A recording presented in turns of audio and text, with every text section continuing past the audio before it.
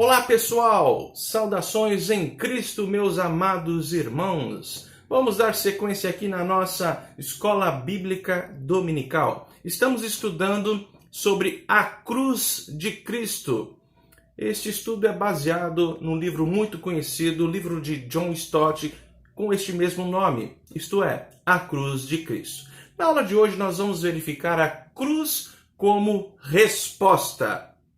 Não entendeu? Ficou curioso? Como assim, pastor? A cruz como resposta. Vamos verificar aqui 5 pontos que nós podemos observar a cruz como uma resposta de Deus. Bora lá? Primeiro lugar, a cruz como resposta de Deus ao diabo.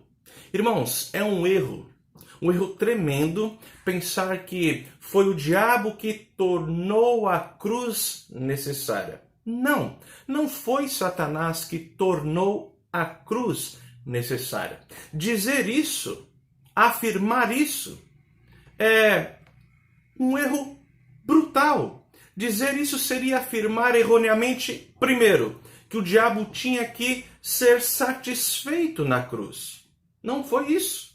Segundo, afirmar isso seria dizer erroneamente que a cruz foi o preço do resgate exigido pelo diabo. Não, dizer que a cruz foi o diabo quem a tornou uma necessidade em terceiro lugar, seria dizer que o diabo tinha poder para levar Jesus Cristo à cruz. Não é isso. Seria dizer que o diabo tinha autoridade sobre Cristo. Jamais. Seria dizer ainda que Cristo fez uma negociação com Satanás na cruz. Portanto, não afirme, não pense que foi o diabo que tornou a cruz uma necessidade. Na verdade, a cruz foi uma escolha livre e soberana de Deus. Então, a cruz... Sim, a cruz é uma resposta de Deus ao diabo. Isso sim. Paulo diz aos Colossenses capítulo 2, versículo 15, Cristo, despojando os principados e as potestades, publicamente os expôs ao desprezo, triunfando deles na cruz. Irmãos, Paulo está afirmando aqui que na cruz, Cristo despojou Satanás, tirou dele o seu domínio. Paulo está dizendo que na cruz Cristo expôs Satanás ao ridículo, ao desprezo. Cristo expôs ao mundo que ele, Satanás, foi na cruz derrotado cabalmente. Paulo está dizendo também que na cruz Cristo triunfou sobre Satanás. Portanto, a cruz é a resposta da vitória de Deus em Cristo diante de Satanás. A cruz é a resposta, por outro lado, da vitória de Cristo ao próprio Satanás. Segundo ponto, a cruz como resposta de Deus à sua lei. Sim, a cruz foi uma resposta de Deus à sua própria lei, às exigências da lei de Deus. A cruz foi necessária, meus amados irmãos, para satisfazer a lei de Deus. Vamos lá. O pecado, nós sabemos que ele é a transgressão da lei de Deus. Uma vez que a lei de Deus é quebrada, ela mesma exige a sua punição, a punição preconizada na própria lei. E qual é essa punição? A morte. Então, quando a lei ela é transgredida, ela deve ser satisfeita, de acordo com aquilo que ela preconiza. Mas temos aqui um aparente dilema. Por quê? Porque não há satisfação da lei sem a morte. Como Hebreus 9:22 diz, sem derramamento de sangue não há remissão.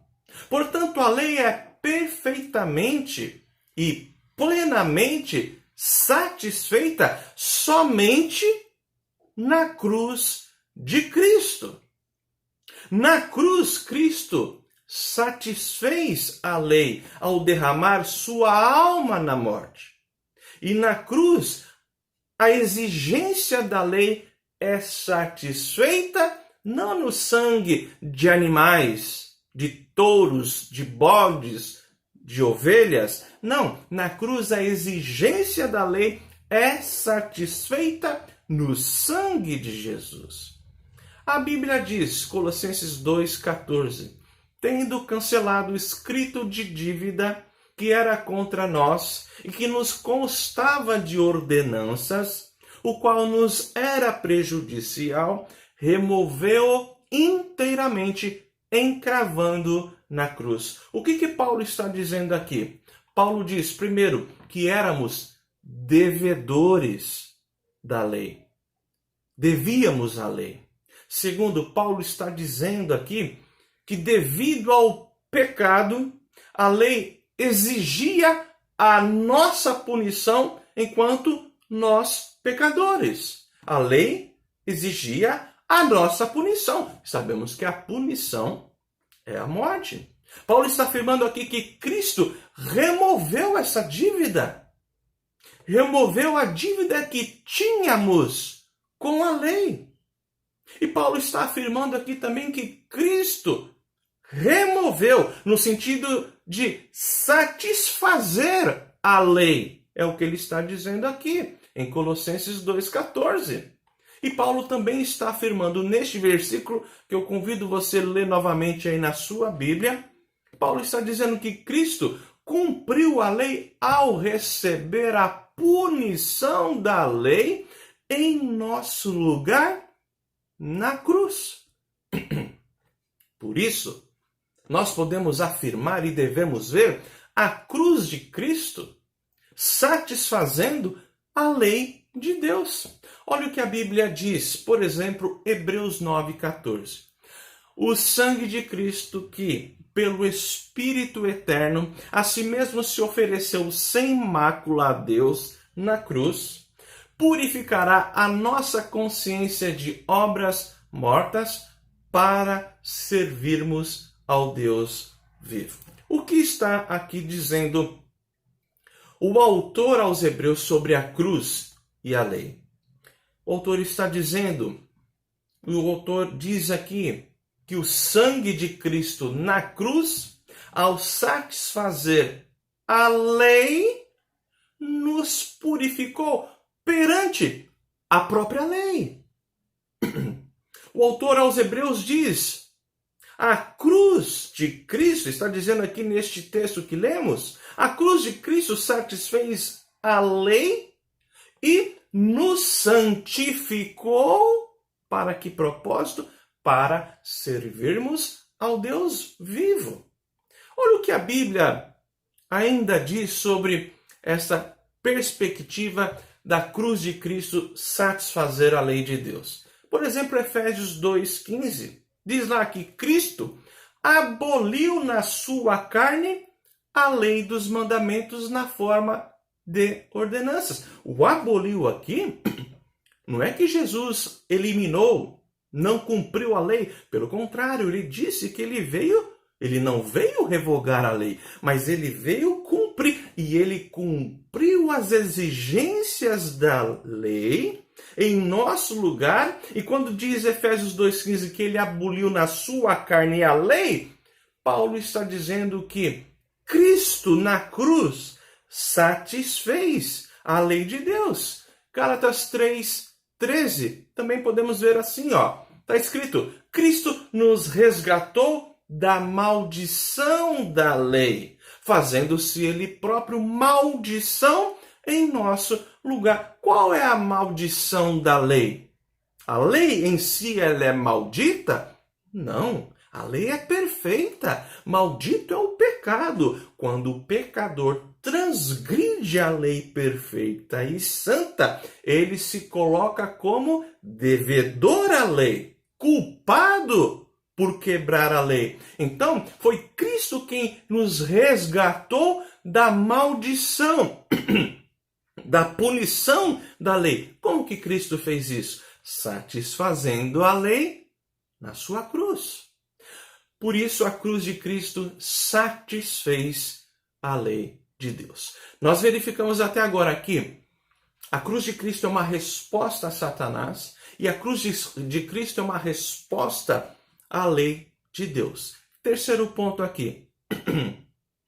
A cruz como resposta de Deus à sua ira. Para nós entendermos um pouco essa questão da ira de Deus, primeiro nós temos que definir aqui, de modo sumário, o que é ira, o que vem a ser a ira de Deus. Irmãos, a ira de Deus é muito diferente da nossa ira. A nossa ira ela é percolada, recheada de iniquidade, de pecado, de falta de mansidão, falta de domínio próprio, falta de longanimidade. A lei de Deus, a ira de Deus não é que nem a nossa. Deus não fica irado a ponto de arrepiar o pelo, perder o controle como nós fazemos. Então o que vem a ser a ira de Deus? A ira de Deus, ela é a vindicação da sua santidade. A ira de Deus, quando é exercida,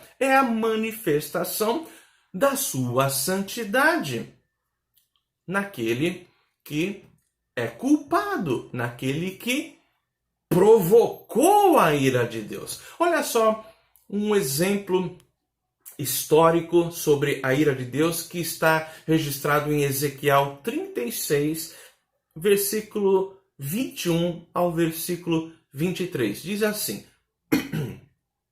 Assim diz o Senhor Deus: Não é por amor de vós que eu faço isto, ó casa de Israel, mas pelo meu santo nome que profanastes entre as nações para onde fostes. Presta atenção agora. Vindicarei a santidade do meu grande nome, que foi profanado entre as nações, o qual profanastes no meio delas. As nações saberão que eu sou o Senhor, diz o Senhor Deus, quando eu vindicar a minha santidade perante eles. Israel provocou a ira de Deus mediante o seu pecado, narrado aqui em Ezequiel 36. E de que modo que Israel provocou a ira de Deus? Quando, por conta do seu pecado, da sua iniquidade, do seu mau testemunho, sobretudo a idolatria, Israel envergonhou o nome de Deus, profanou a santidade de Deus entre as nações. E esse texto diz que Deus então iria vindicar a sua ira. Irmãos, a Bíblia diz com todas as letras que o pecado acende a ira de Deus. Segundo Reis 22, 17 diz: Visto que me deixaram e queimaram incenso a outros deuses, para me provocarem a ira com todas as obras das suas mãos, o meu furor, ou seja, a minha ira, se acendeu contra eles. Se acendeu contra este lugar e não se apagará. Também a Bíblia diz que, uma vez que a ira do Senhor é acesa, ele derrama a sua ira sobre o pecador. Olha só um texto de Ezequiel 7, 8. Agora, em breve, derramarei o meu furor sobre ti, falando a Israel, que tinha provocado a ira de Deus. Continua o texto: cumprirei a minha ira contra ti, julgar-te-ei segundo os teus caminhos, e porei sobre ti todas as tuas abominações. Aqui tem uma coisa muito interessante. Eu disse que a ira de Deus não é raiva, não é nervosismo, até porque quando Deus se ira, tem aqui um princípio. Ele diz: eu vou julgar vocês segundo os teus caminhos. A minha ira é justa. E porei sobre ti todas as tuas abominações para vocês aguentarem isso. Então, na cruz de Cristo, Deus, ele aplaca a sua ira. E aqui nós temos que parar detidamente e entender isso. Eu vou repetir essa frase. Ela é muito importante. Porque senão, todos nós estaríamos até hoje debaixo da ira de Deus. Estaríamos provocando a ira de Deus se não fosse a cruz de Cristo. Então eu vou repetir. A cruz de Cristo, ou na cruz do Senhor Jesus, Deus aplaca a sua ira. Em Cristo, na cruz, Deus satisfez a sua ira. Sabe como? Mediante propiciação. Precisamos entender o que é esse termo, propiciação. Romanos 3, 25, a primeira parte do versículo diz que em Jesus, a quem Deus propôs no seu sangue como propiciação mediante a fé para manifestar a sua justiça. Irmãos, o que vem a ser a propiciação?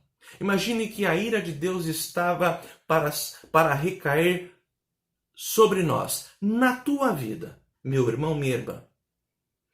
Nós, pelo nosso estado de pecado e pelas nossas iniquidades, nós provocamos a ira de Deus. Somos culpados porque quebramos a lei, transgredimos a lei do Senhor.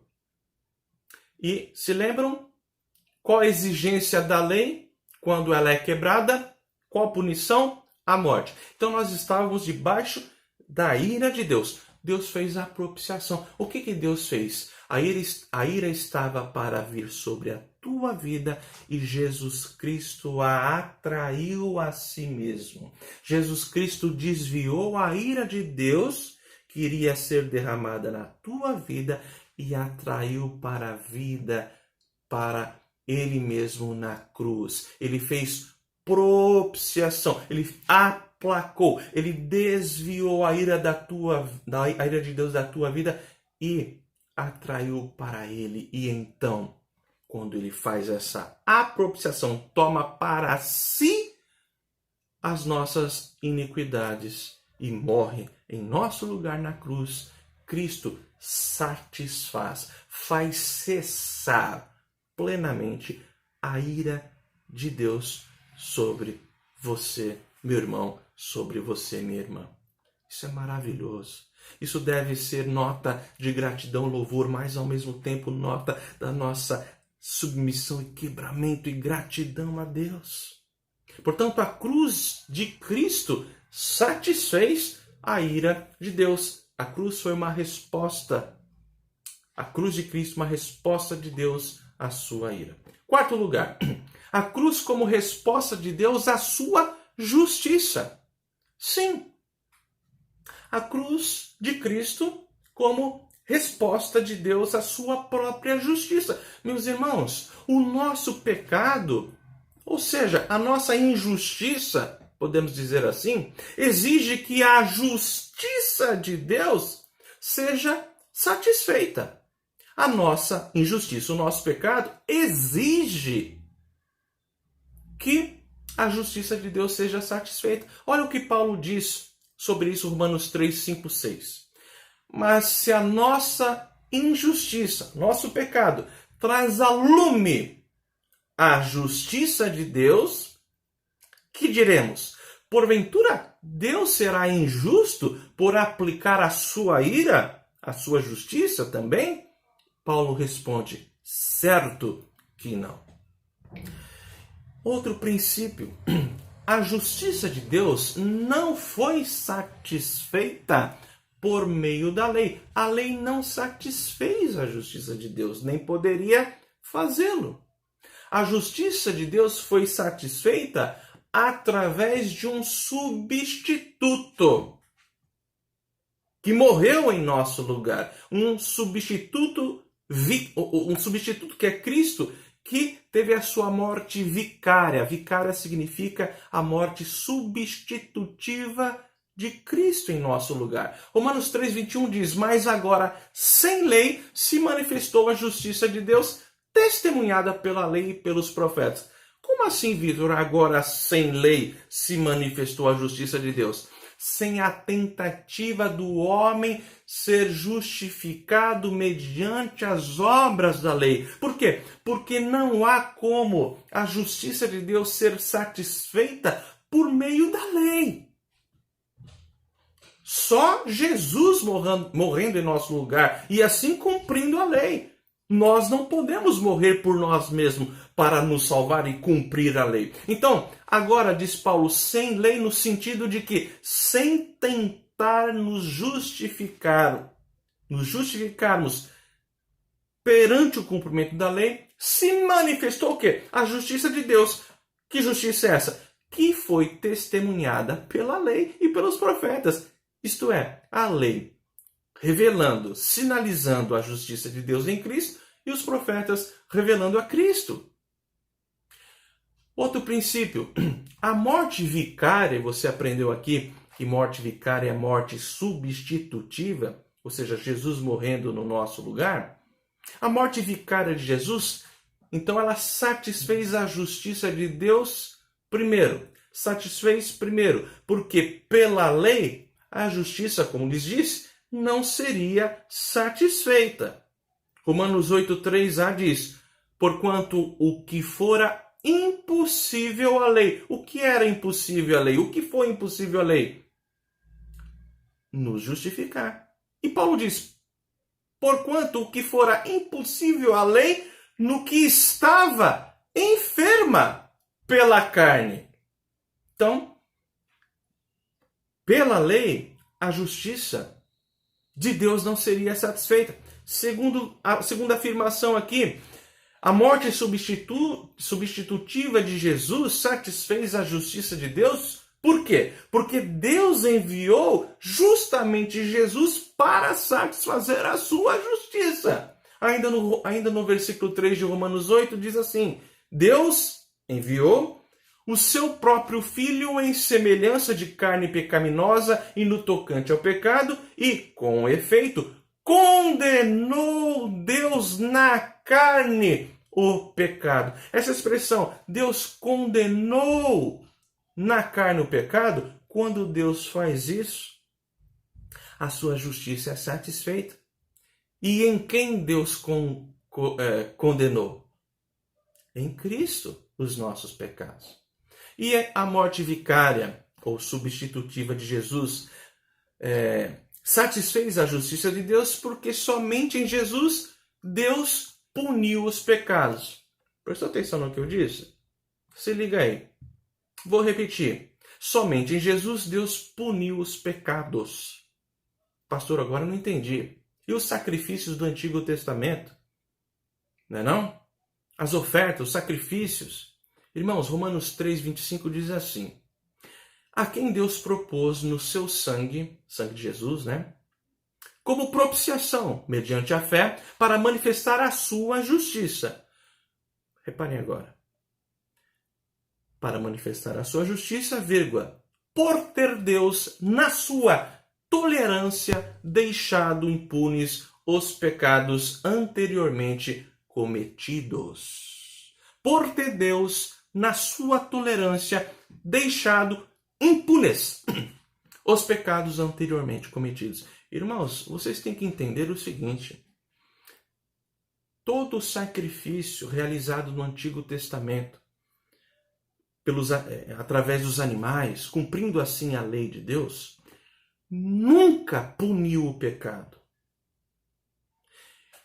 O cumprimento deles deveria ser feito porque a lei preconizava isso. Mas devia ser feito, de acordo com a lei, em coração sincero e arrependido. Então, através do coração sincero e arrependido, cumprindo os sacrifícios da lei religiosa, Deus, olhando para o coração sincero, mediante a fé neste coração sincero, Deus perdoava os pecados. Mas perdoar pecado não é a mesma coisa que punir pecado. É o que Paulo está falando aqui. E se você está ligadão no que eu estou falando, você tem que entender que Desde Adão até Jesus, o pecado não havia sido punido. Deus, mediante a fé, como resultado impulsionada pelo arrependimento sincero, cumprindo a lei religiosa lá do sacrifício, Deus perdoava o pecador. Pecador perdoado é uma coisa, mas e aquele pecado? Ainda não tinha sido punido.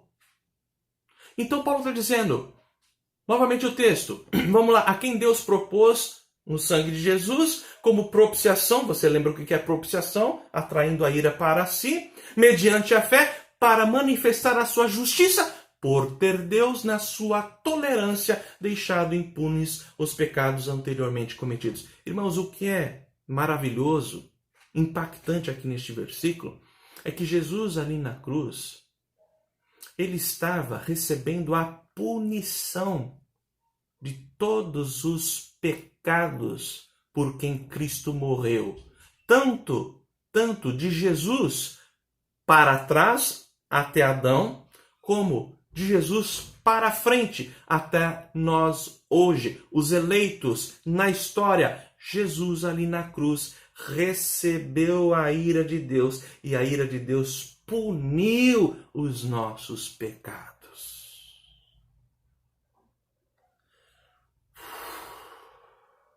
Você tem que ouvir isso de novo depois, tá bom? E ler na tua Bíblia e grifar isso aí.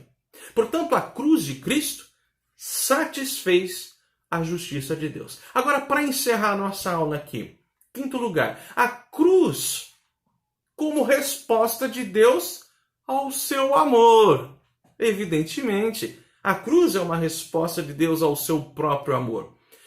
Vamos lá, primeiramente, observar a cruz de Cristo no aspecto de que a cruz de Cristo foi o meio escolhido pelo Pai, por Deus, para revelar o seu amor ao pecador. Então, a cruz de Cristo foi o meio escolhido por Deus para revelar o seu amor ao pecador. Romanos 5,8 diz: mas Deus prova o seu próprio amor para conosco pelo fato de ter Cristo morrido por nós, sendo nós ainda pecadores. Irmãos, Deus prova o quanto Ele nos amou. Deus prova o quanto Ele te ama pelo fato dele entregar Jesus por você quando você o ignorava. João 3,16, um texto muito conhecido, porque Deus amou o mundo de tal maneira, tal modo, que deu o seu Filho unigênito, para que todo o que nele crê não pereça, mas tenha a vida eterna. Irmãos, o amor de Deus é tão grande por nós, o amor de Deus é tão grande por você, meu irmão, minha irmã, que ele não hesitou em entregar o seu Filho na cruz por você. Irmãos, 1 João diz assim, capítulo 4, versículo 10. Nisto consiste o amor. 2 pontos. Não em que nós tenhamos amado a Deus, mas em que Ele nos amou e enviou o seu Filho como propiciação pelos nossos pecados. Mais uma vez aqui a palavra propiciação. Irmãos, Deus prova o seu amor por nós. Minha irmã, meu irmão, Deus prova o seu amor por você. Não porque você o amava primeiramente, mas porque Ele te amou primeiro. Na cruz, o grande amor de Deus é revelado pelo fato de Deus poupar você da sua ira santa e justa. Então nós verificamos aqui a cruz de Cristo como meio escolhido pelo Pai para revelar o seu amor ao pecador. Mas também nós podemos verificar aqui a cruz de Cristo como meio escolhido por Deus para revelar o amor do Filho pelo pecador. A cruz como um meio escolhido por Deus para revelar o amor de Cristo por nós. João 15, 13, Jesus disse: ninguém tem maior amor do que este, de dar a alguém a própria vida em favor dos seus amigos. Irmãos, na cruz Jesus mostra o seu grande amor pelo fato de dar a sua vida por você. Portanto, a cruz é uma resposta do amor de Deus, ou uma resposta ao amor de Deus. 2 Coríntios, Paulo fala, 5,14, pois o amor de Cristo nos constrange, julgando nós isto, um morreu por todos, logo todos morreram. Irmãos, o amor de Cristo te constrange, ou o amor de Cristo nos constrange? O amor de Cristo te constrange, minha irmã, te constrange, meu irmão, porque Ele entregou sua vida por você sem que você pudesse dar algo em troca. E isso nos constrange. A graça de Deus nos constrange, porque nós não temos como dar nada em troca, até porque Deus não precisa. Ele é autossuficiente. Jesus ainda diz, em João 10, versículo 11, depois o 18, eu sou o bom pastor dá a vida pelas ovelhas, ninguém a tira de mim, pelo contrário, eu espontaneamente a dou. Amados, Cristo prova o seu grande amor por nós na cruz, porque Ele não foi constrangido a morrer por você, por nós. Amados, Cristo não foi constrangido, encurralado, apertado ali, pressionado pelo Pai, pelo Espírito Santo. Vamos lá, se sacrifica aí, vamos trazer a redenção, vamos remir os pecados, você precisa topar essa. Não, Cristo não foi coagido, constrangido, não precisava disso. A cruz, ou na cruz, Cristo voluntariamente, por amor, se entregou por você. Nós vamos encerrar a aula de hoje aqui, tá ok? Aprendendo a olhar alguns aspectos da cruz. Hoje nós verificamos que a cruz de Cristo, ela é uma resposta. Por exemplo, vimos que a cruz como resposta de Deus ao diabo. Depois verificamos a cruz como resposta de Deus à sua lei. Depois, a cruz como resposta de Deus à sua ira. A cruz como resposta de Deus à sua justiça. E, por fim, a cruz como resposta de Deus ao seu amor. Que Deus te abençoe, meu irmão, minha amada irmã. Oremos. Senhor, graças te damos pela cruz de Cristo. De fato, o teu amor nos constrange, Senhor nosso Deus, Jesus Cristo, nosso amado. Por isso nós nos capitulamos diante dessas palavras maravilhosas que emanam, que brotam da cruz cheia de graça e de misericórdia, a cruz do nosso Senhor Jesus. E nos prostramos em profunda gratidão e louvor. Ajuda-nos, ó Deus, a deter, a guardar no nosso coração, na nossa mente, essas palavras em nome de Jesus. Amém. Queridos, Deus abençoe a todos, um ótimo domingo. Fiquem na paz.